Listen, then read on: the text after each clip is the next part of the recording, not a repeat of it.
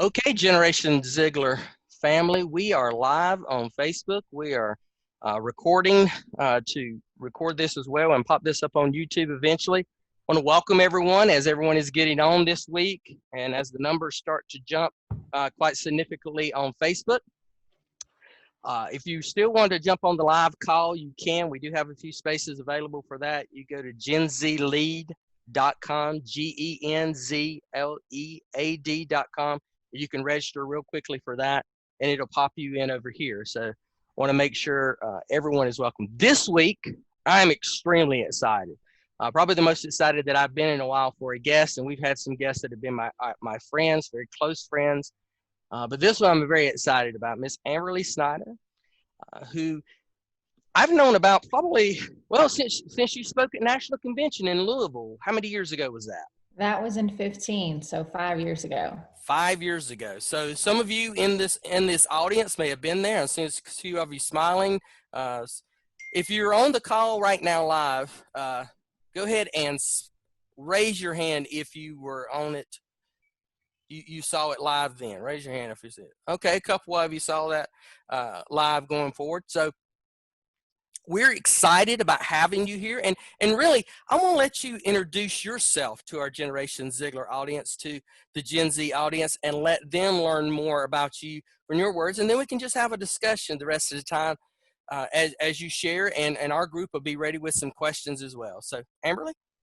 Perfect. So I kind of want to share a little bit of a background that I don't always get to talk about when I do my speeches, because, you have to just go right to the meat of it and share, I guess, the short version of your story. So I kind of want to back it up to where it all started. My dad, he was a Major League Baseball player. My mom was a cheerleader, and she had a horse when she was younger. And I think having those two parents is what really shaped me into being where I'm at. People look at my story right now and they think, how do you do what you do? And I tell them, it wasn't by myself, and it never was. I feel like I was shaped, honestly, from the beginning. So I say that my parents had a perfect combination. My dad playing the sport that he did and doing as well as he did. He knew what it took to be the best. Mm-hmm.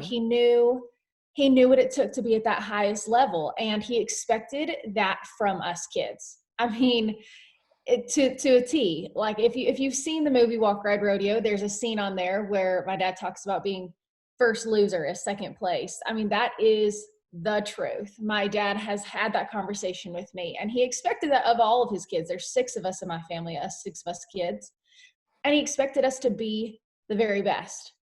Well, I think that expectation is something that really passed on regardless of the situation and regardless of what sport we took as our kids.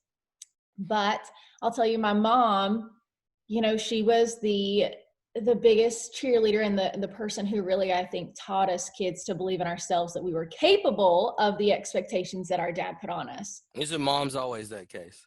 It is. And I was super lucky for that I had, like I said, I feel like just a perfect combination, right? Somebody who expects you to be great and the person who makes you believe that you can be great.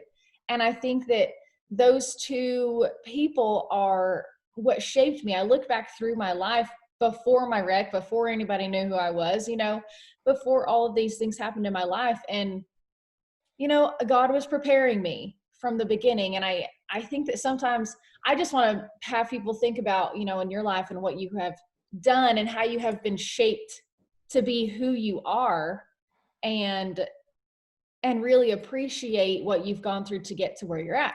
So I was like, that's what I would first want to start to talk about, even with my background, is that I'm so thankful for what I have been taught and how I have been raised and all of what I've gone through prior to the accident, so that I was prepared to take on a different type of life challenge. But all of that, of course, led to 2010 when I was in my accident, and then we had to start life over. So everything I had prepared myself for 18 years, I felt like was completely shook, and we had to decide what to do next. But I'll just stop right there for a minute, because I feel like that's kind of the background I wanted to share to start with, was just everyone should take a second and think about where they've come from, and how cool it is that they've had the support system that they've had that created who they've become.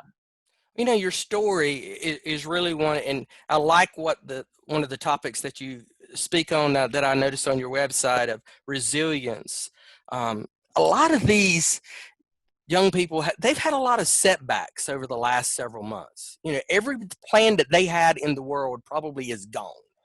You know, they have big aspirations, especially for those who are seniors in either high school or college. Those plans are gone.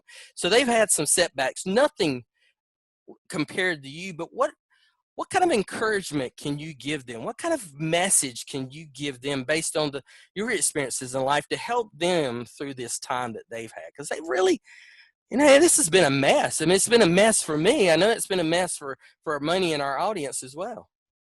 You know, I was talking to somebody about this the other day, and the first thing that has stuck out to me, we talked about it's the same storm, we're just in different boats. Ooh, And I like that because I think that, and I am totally a part of this too, where some days when I'm thinking about, you know, my financials and, you know, my speaking and what I'm doing, and I feel like, oh my gosh, why is this happening to me? Like, why is this affecting me the way that it is? And then you take a step back and you go, you know what, it's affecting everybody. So, like I said, that conversation I had with somebody, that it was just, you know, same storm, just different boats. And I think that everyone needs to first remember that it's not just you, it really is everyone. You know, it's affecting everybody from one way to another. Two, this too shall pass. You know, I feel like we for sometimes think that this is the worst thing that's ever happened. And I can't even imagine being, like you said, a senior. And yeah. this is supposed to be, you know, your year. This is supposed to be your time to shine and the highlight of your life. And it just didn't go the way that you planned. So here's what I can tell you. In 6 months from now, when life starts to lighten back up again, you're still going to be here. Your friends are still going to be here. Celebrate then. You know, it's okay to postpone something. If there's something I have learned with everything I've gone through, is we don't always get to choose the timeline in how things happen. But we can still stick with the goals we have, the plans we have. We just might not get to have them in the time we think. So doesn't mean you should get rid of them. Doesn't mean you shouldn't have those plans or those goals or those parties later. Uh, You can, and just ride it out till then.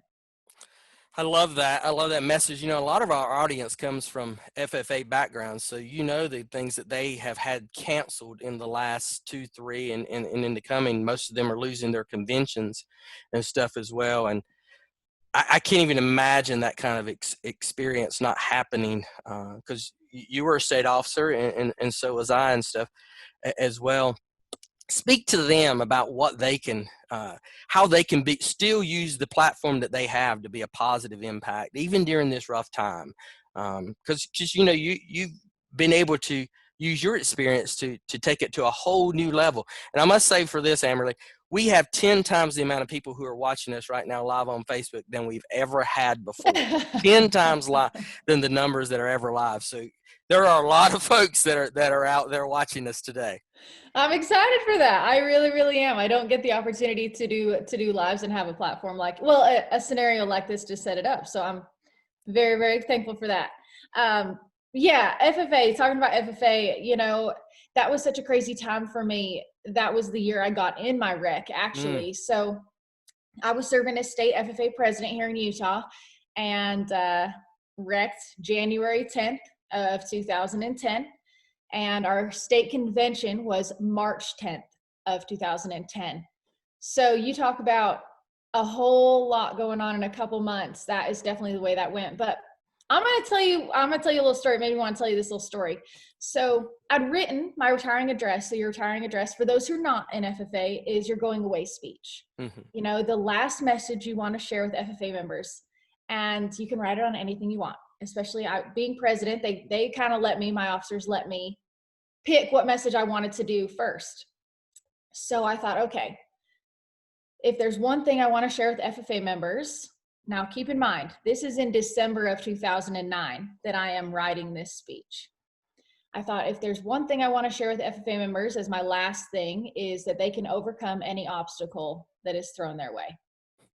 So I wrote this whole speech in December of 2009 about what these challenges I thought I had faced or witnessed or been a part of in my life. Less than a month later, I wreck my truck. And I am now living that speech.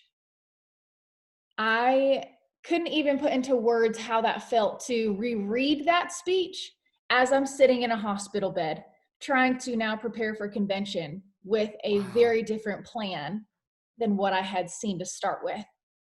So I did give that speech, 2 months to the day after my accident, we started convention. Wow. And instead of wheeling or walking on that stage, I wheeled on that stage. And man, those FFA kids, you can't trade them, right? They gave me a standing ovation just for the very first opening ceremonies.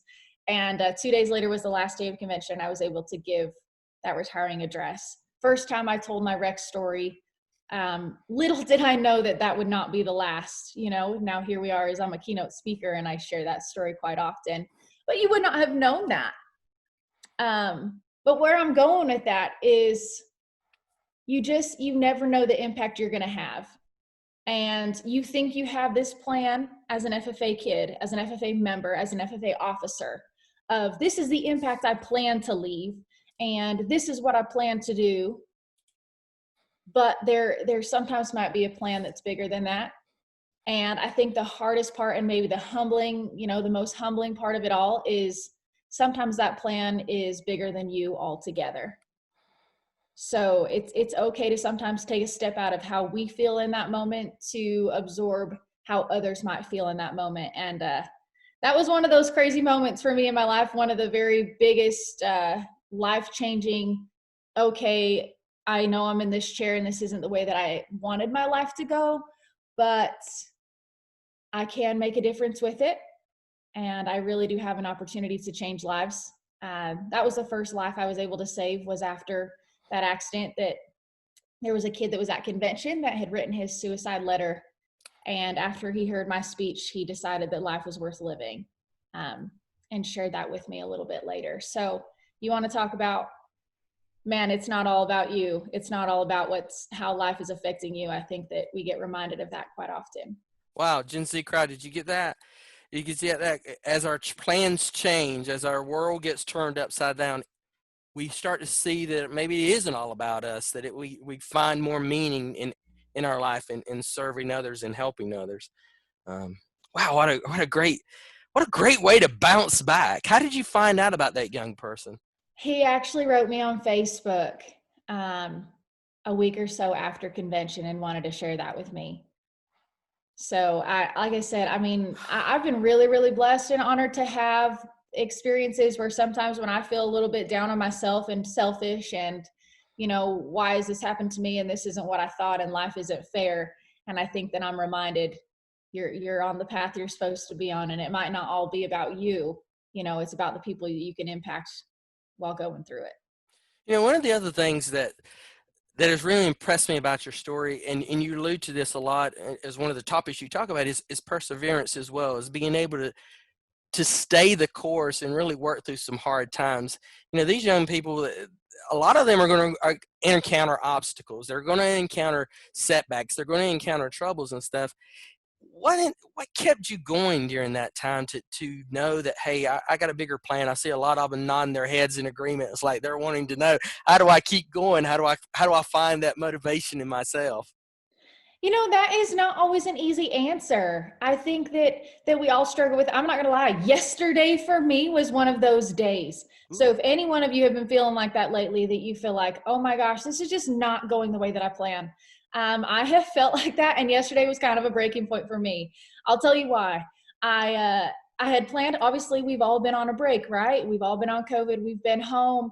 I've not been speaking. I've not been able to be rodeoing. Well, there was a really big race. I'm talking tens of thousands of dollars type race that was in Oklahoma last week. So I have prepared my horse. I've prepared myself in every possible way I can to be there. My horse gets sick on the drive.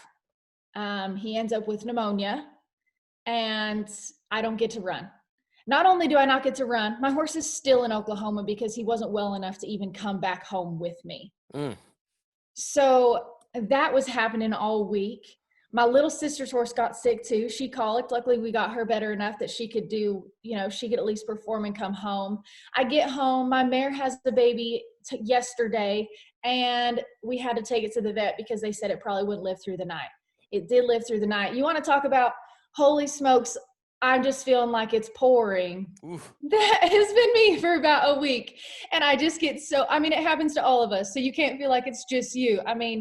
I feel like a lot of people sometimes look at my life and go, wow, everything is so perfect for her and she's got it figured out. And it is not the case. We're all battling something. And so I yesterday was talking to my brother and I just said, this is just not fair. I just don't understand why I can't get ahead. And so this is what I did.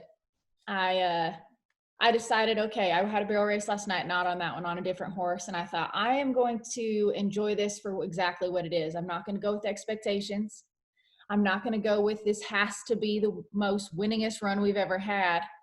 But I'm going to enjoy the fact that I get to do what I love to do in that moment. We really didn't do well. This horse is very new. But just that shift in perspective. So I think that's a lot that has to do with perseverance, is sometimes it's just that shift in perspective, because you can spend a lot of time sitting here thinking about how all these things are raining down on you, and they will be, but just for 2 seconds, focus on something different. I've had to do this before. I would think probably one of the most depressed states I've been in was when I was on bed rest for 5 months. And my mom walked into my room one morning and I told her, today is not my day. She said, that's okay. Tomorrow's going to be. And I've remembered that concept and learned to practice during that, where at least one time a day, I would find something that made me happy and allow myself to feel truly happy through and through. And then I could go back to dealing with the rest of the world. So I think when it comes to perseverance, we're going to have these things that are stressful. We're going to have these things that are overwhelming and not fair and not the way that we plan. At least spend a minute of your day absorbing something happy, whatever it is. Could be a favorite treat. Mine's like stovetop s'mores. It could be a favorite song. It could be somebody you talk to. It could be going to get on my horse. I do that too.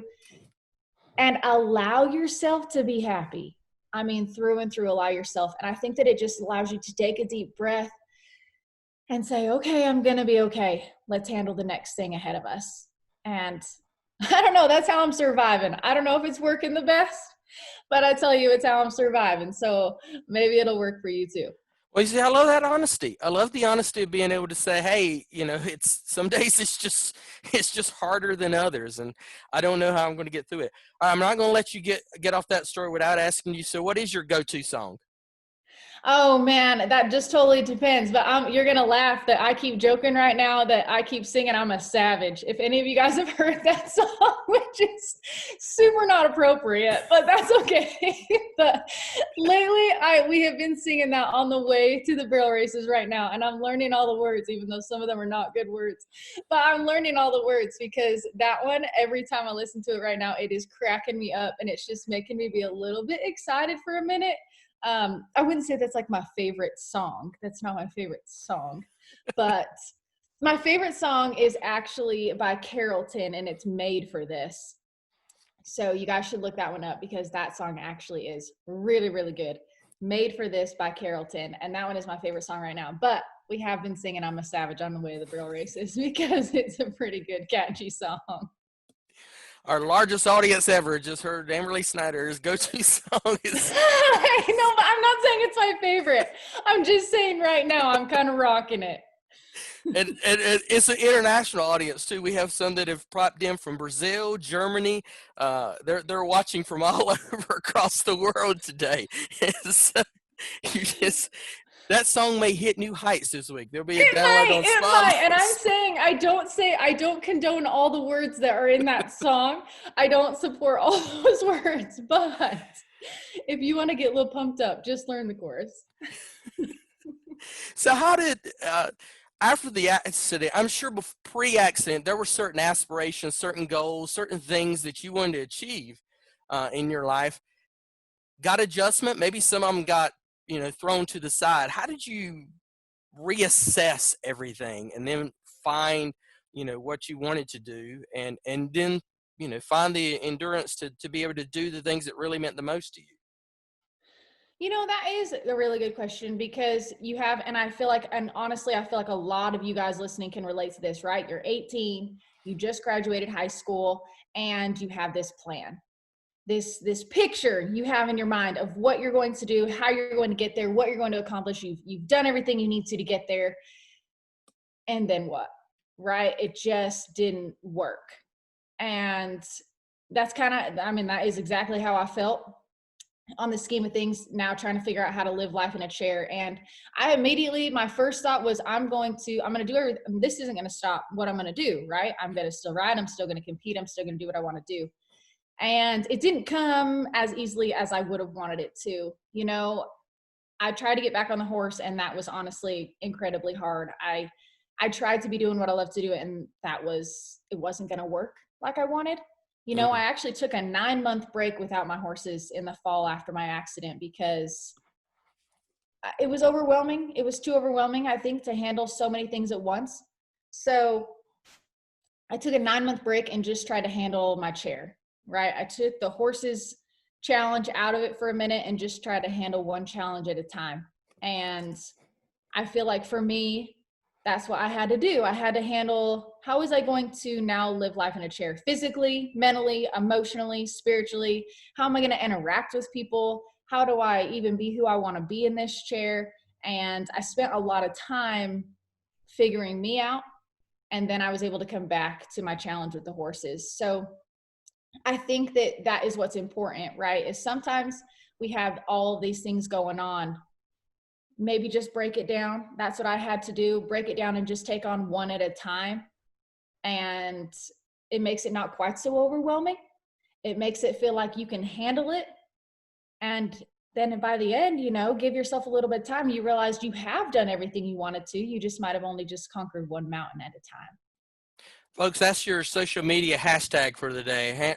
Handle one challenge at a time. So I need to see that trending as a result of that. And I want our audience that's here with us on the Zoom call, those of you who have logged in on the Zoom call, to get ready with any questions that you have going forward. So what would be the one thing that you would want to, if you could just give them one message to this group, both our live group on Facebook, our group here, just one solid lesson that you've learned out of all this, what would you share with them before we go to questions here on the group? I think this changes every time somebody asks me, right? Because I think it's just always depending on the perspective and where I'm at in my life.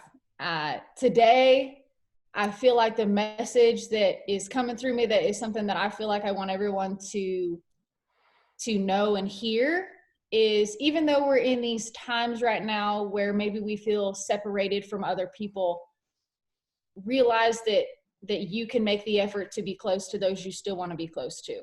We have the technology, we have the resources in order to do that. So those who are important to you, make sure that they know it.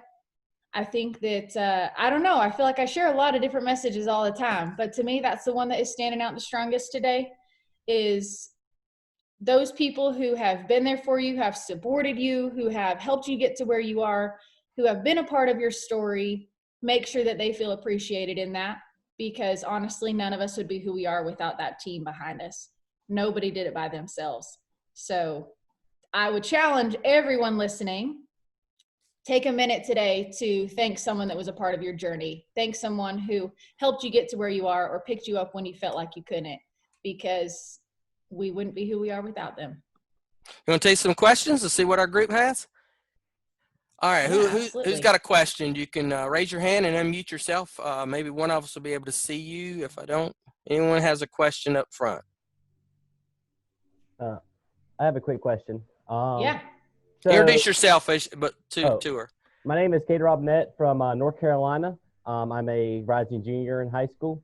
So you mentioned conquering one mountain at a time, and once you figured out, how to work the wheelchair, what kept you pushing into, being able to ride again? I mean, I'm sure that was definitely, a lot of falls and a lot of hard times. So, like, what kept you from knowing that you will be able to ride again and compete?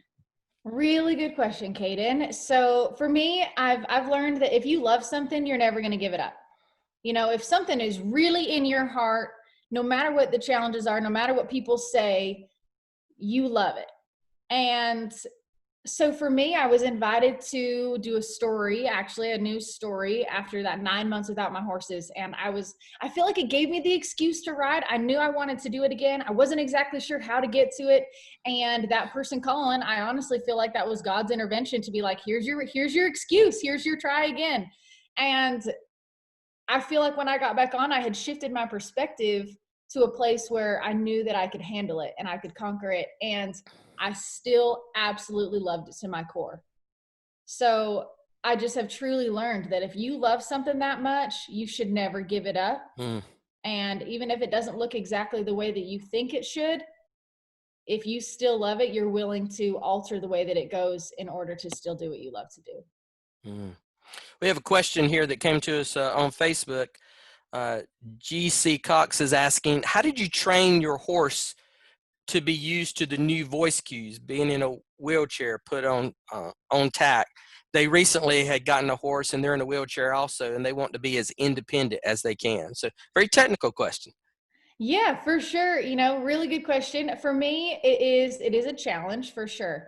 You know, every horse is different, and I've learned the ones that want to be my friend and the ones that want to work with me, I'm going to know pretty quickly. The ones that don't, they're probably not meant for me. There's a lot of horses in the world, so you've got to find the ones that are meant for you. And that doesn't even have to be because I'm in a chair. That's everybody in general. And it was just start small, you know, be able to lift my saddle pad on above my head and figure out where I needed to sit, where my horses needed to be standing in order for that to work. And then figure out how to hold my saddle correctly to get them on a horse. I mean, all of those things. And I do a lot of rewarding. So if my horse does anything I want, he knows it. Even down to learning him to put his head down in my lap, right? I put pressure on his halter. And when he lowers it, I release. When he lowers it, I release. When he lowers it, I release. So that he knows, I mean, at this point, I barely have to touch it. And it's not just it's not a stages to go down. He just puts it all the way down in my lap. He just knows that's where he's supposed to be at. Such a learning experience. And as far as the training, Power was, I think, already meant to do it.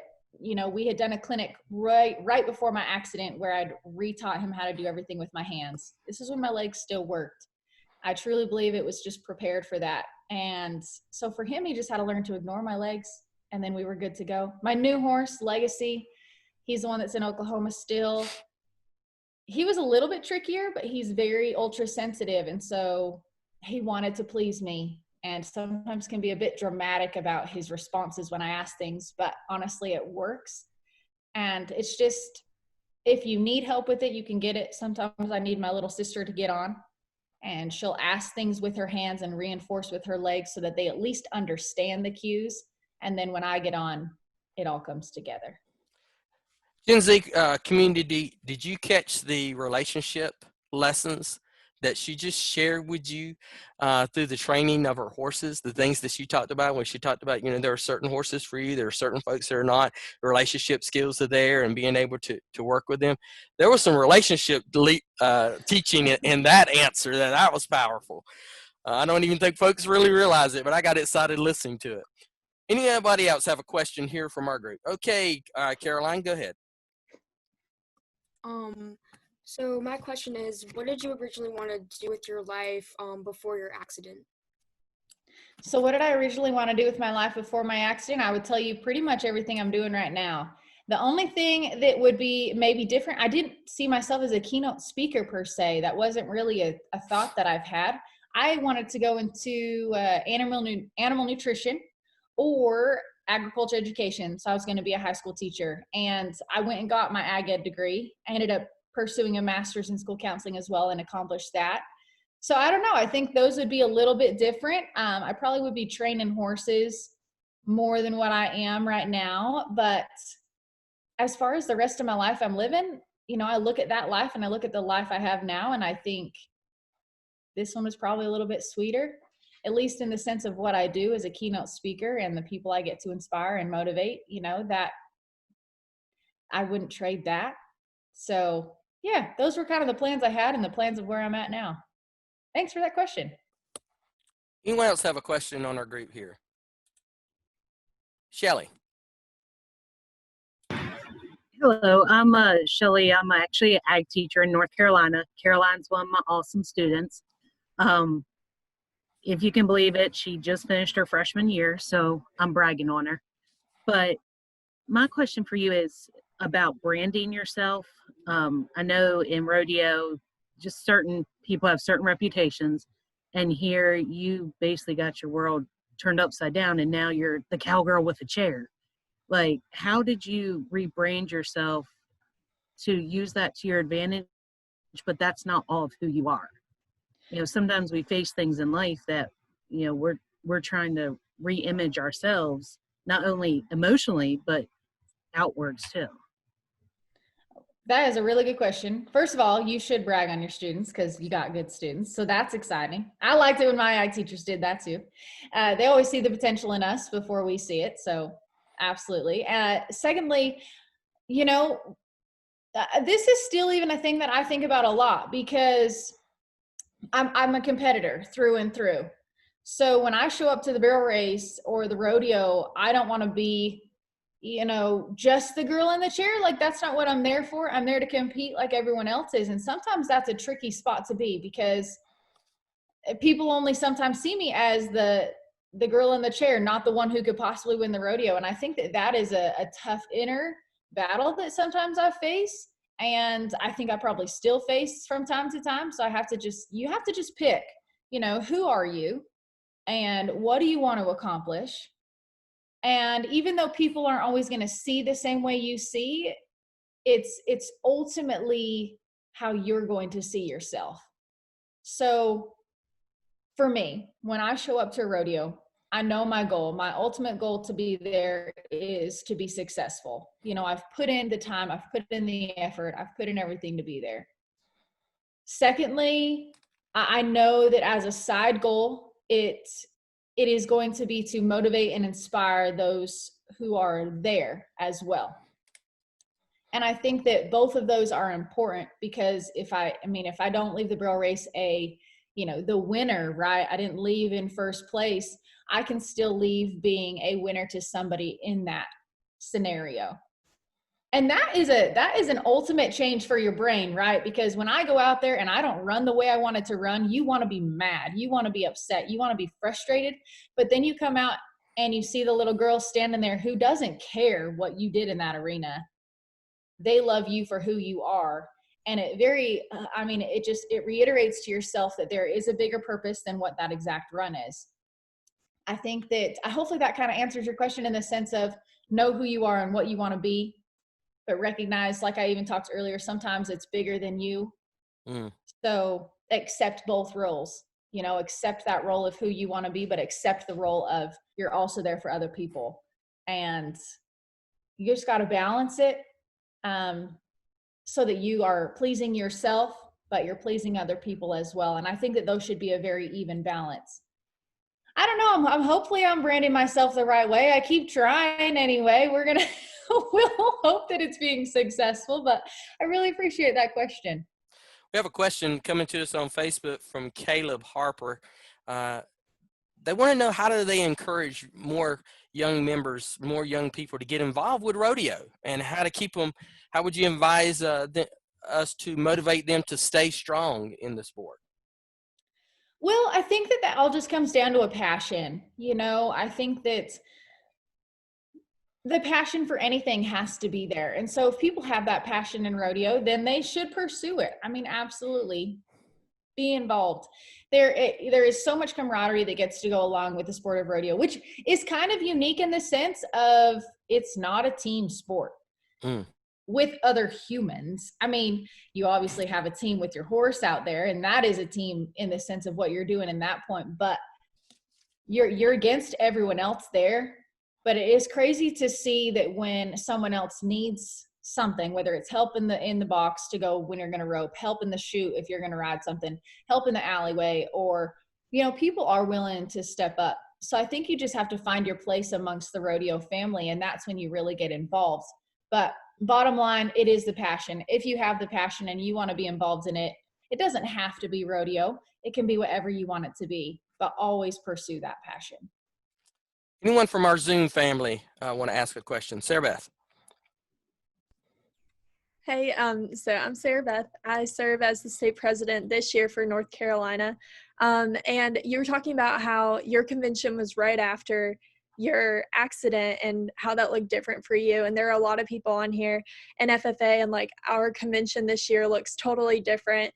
Not necessarily the same circumstance, but being in a totally different setting than what we imagined. And so how did you like adjust to that change? Like I know convention or your chapter banquet is like the big thing at the end of the year, and that's what you look forward to all year. And I imagine that you didn't picture you'd be in a wheelchair during it. So how did you adjust to that, and how would you recommend state officers, chapter officers, regional officers, whatever position they're in, how would you recommend they take on these changes that have happened this year? Really, really good question. You know, like I said, things don't always happen the way that we plan, and we have to decide how we're going to handle that. So I mean, on the technological side, like on the logistics side, I just wonder if you guys can't do Facebook Lives or Instagram Lives and still share your messages. They're important to you. They meant something to you. And if they did, then there's something that needs to be shared. We have these opportunities like we're doing even today to be able to share those messages. So don't feel like you shouldn't share yours. Maybe you can share bits and pieces of what you actually wrote for those retiring addresses, whether it's on your chapter level or your state level, and allow people to read them. You know, if it's something that meant something to you and important to you, I promise there is somebody that needs to hear it. So I would say figure out how to share it. I think sometimes we just want to go, oh my gosh, this just didn't go the way that I planned. I'm kind of just going to curl up and be done. There is somebody who needs to hear what you have to say. So I would, one, definitely say figure out how to do that on the technology side, because we have the opportunity to do it. And then two, I mean, as hard as it sounds, think about what you're going to do next. You know, I know that we build ourselves up to this certain thing, and this is what we're looking forward to. For instance, I mean, even for me last week going to that rail race, I built up all this energy and this time and effort to be there, and then we didn't even run.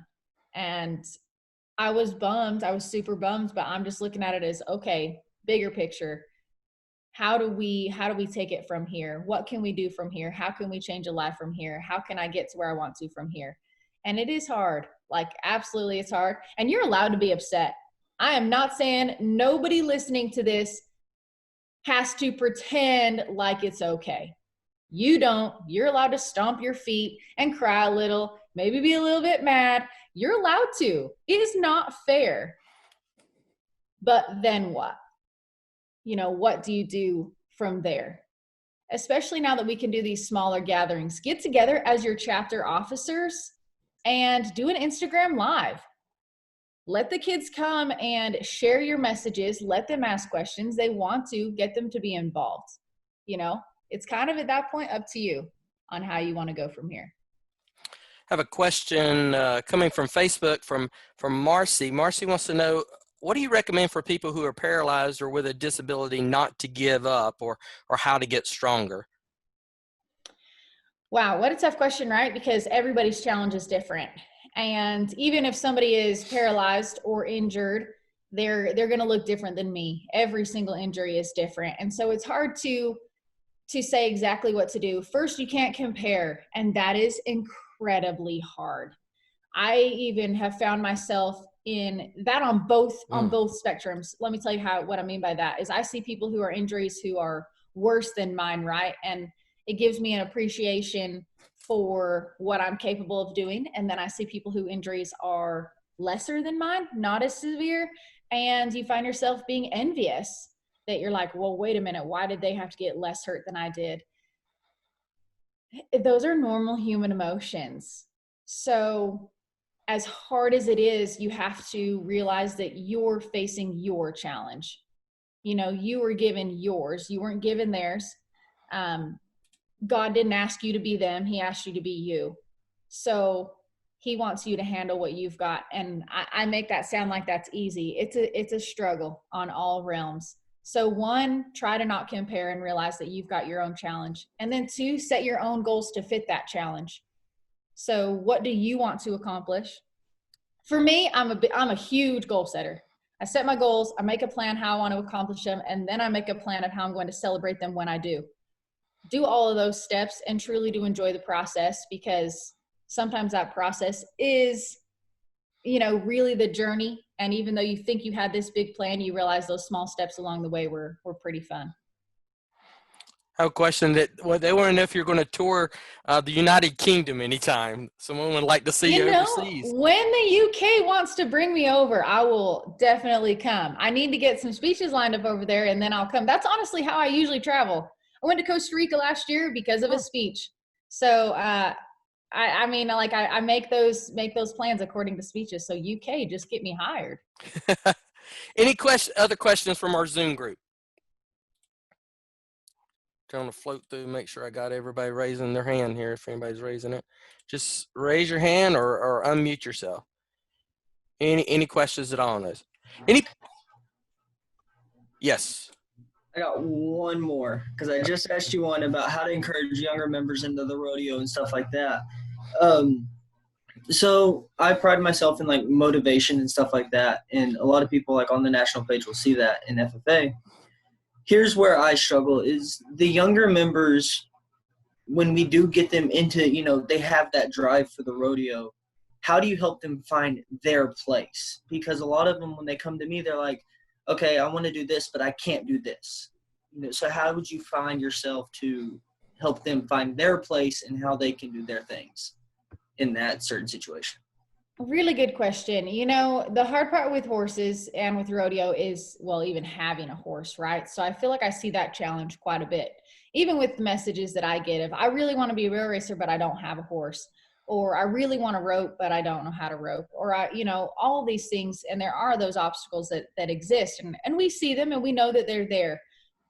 But it's one, like I said earlier, if you love something, you're not going to give it up. So I think that's the first deep rooted concept. So any of those people you talk to, or the ones I talk to, that's one thing I share. If you absolutely want to be a barrel racer one day, but you don't have money for a horse right now, and you love it to your core, then what do you need to do to get there? What can you save? Do you need to get a job? Do you need to be able to put aside this much money to be able to do it every month? Do you need to find somebody that you're related to that has a horse? Do you need to find a coach, or find a riding, find a therapy center or a riding center near you that you can trade stall cleaning hours to be able to ride? I think that it's all a perspective of how bad do you want it? Because there's a million reasons you can say, well, I can't do this and I can't do this. I can do the same thing with my horse. Well, I really, really want to ride today, but I can't catch my horse by myself. I have to say this every single day. I have to go, okay, how bad do I want it? I want it pretty dang bad. So what do? I make sure that I have somebody lined up every day that can come and help me do what I want to accomplish. It's just really a shift of perspective. If it is that saving money, if it is that working on it at home, I tell people, no matter what you do, there will always be somebody more talented than you, has more money than you, has a nicer horse than you, but there is never an excuse for somebody to work harder than you. So if you want it that bad in whatever realm, and the people you're inspiring and influencing, you can tell them the same thing. If they want it, set the goals in order to accomplish it. Got one last question on Facebook. Juliana is just interested, how did you become a motivational speaker? So really, that's the craziest thing, right? Is I told you that story with State FFA Convention, and I gave that speech. That was like my first, I'd say, keynote type speech. And I just started getting asked, in FFA, we have FFA banquets. And at the end of the year, and I was asked to speak at those. Then there were some administrators at those who asked me to speak at schools. And then there were some business leaders that heard about me, and then I was asked to speak at those. I was going to college at Snow College, and they do a convocations every week, and the convocations teacher asked me if I'd be interested in that. So that was in 2011. And that was one of, I would say, kind of a bigger speech for me. I put together a PowerPoint presentation and some hands-on activities with the audience, and realized, oh, heck, I really kind of like this. And it's honestly, it's very much been planned out for me. And I swear when I made the decision in my head, this is what I really want to do, God was like, finally, okay, let's get you where you need to be. So people ask me that all the time. How did I start? And I know it's not the greatest answer, but it picked me, it picked me where I was supposed to be. And I'm very thankful for that. Any closing comments for our crowd, for our community, our community as we close out our time together? Oh, I would just say, first of all, thank you guys for your time. Time is incredibly valuable for everyone. So thank you for your time to get this lined up. Thanks to you for being persevering on making sure that I get this lined out. I have been busy while I have been home and trying to line what I'm doing out. So thank you to you really for making sure we stayed on top of it. And gosh, whatever you're doing today, make sure, like I said, take a second to thank who's gotten you where you are. Take a second to appreciate what's going right in your life, because there's a lot of things going wrong in the world. So appreciate what's going right in your life. If our community and those who are on Facebook wanted to connect with you, what social media, how do they connect with you? Anything, Instagram, Facebook, YouTube, Twitter. I'm really bad at Twitter, so maybe avoid that one. But Instagram, I answer all my own messages. Facebook, I answer all my own messages. It does take me a lot of time. I mean, I get nearly 50 to 60 on each platform every day. So sometimes it takes me a week or two to get back to people. So you have to be patient, but I do get to them. She does. She does get into them. I'm right. So, and your website? And my website is amberleysnyder.org. Catch me on there as well. So, and you want to tell them how they can view your story? Yeah, you can find me. Well, you can find me on, first one I want to say is obviously on Netflix, right? You can watch the story that Netflix made about me. It's called Walk, Ride, Rodeo. I would say it's about 85% accurate, so don't take everything to the T in the movie, but it's very well done, and I was excited about that. So find me there, like I said, on all those social platforms, and I don't know, from there, my website. Pretty much you put me in Google, you're going to find me somewhere. So go ahead and just do that. Hey, before we end, the question I have related to your story on Netflix, were you in that movie in some way? Yes, I was my own stunt double in that movie. So that's that was what I'd heard. Yep, non-negotiable for me was that I was my own stunt double. So you'll see me and my little sister that rides with me. She's my other stunt double in there. Oh, really? Yes. Wow, that's cool. That is very cool. Now I'm going to have to rewatch it with my youngest, because before we started the call, my youngest, who is 11, jumped on the call as well, and she was wanting to talk to her as well. So thank you so much for being willing to share with our audience. It really means a lot to me, and it really means a lot to the group. This is the largest group that we've had in these calls that we started about 2 months ago. The purpose of these calls, again, is for those of you who are filling in for the first time, is really just encouragement for folks during these times. And we got 2 more calls in this session to finish out June, and then we'll be on break for a while as we decide how to redo this format. But I really appreciate it. It means a lot to me. And thank you for your story. Thank you for how you've influenced my daughters, both Sarah Beth, who jumped off to do something else, and my youngest, Abby. I'll go ahead and tell you that, and I told you this in an email. There she is right there. Sarah Beth, when she was it a freshman or sophomore in high school? I was a sophomore. Sophomore in high school, saw you at National Convention in Louisville, and that was kind of a turning point for her to reinvest and really invest in the FFA. So you had a small part of the journey that she has had and the success that she's had in the FFA. So another way that you've influenced people there. Well, I love that. Congratulations, Sarah Beth. So thank you, Gen Z. Community, we'll see you next week. And with that, we're going to log off on Facebook. Thank you, guys.